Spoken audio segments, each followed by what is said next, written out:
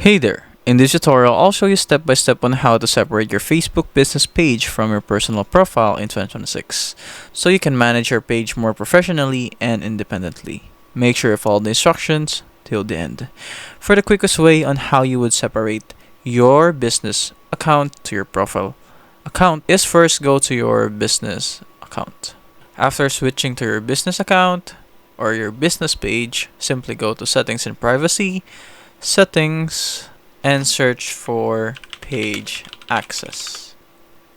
This would bring you to the page setup, which you would go and click the page access. And in here, you can simply click on the three dot, remove access, or you can still add a new one.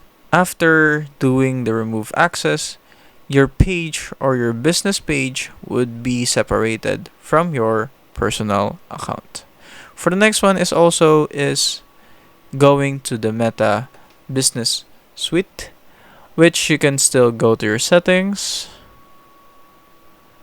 and in here you would see the people that can access your page, and you can also hit the three dots in here and remove from business portfolio. After removing it from business portfolio, every personal account that you have would be removed from your business page itself. That's it. If it helps, leave a like and subscribe for more tutorials like this.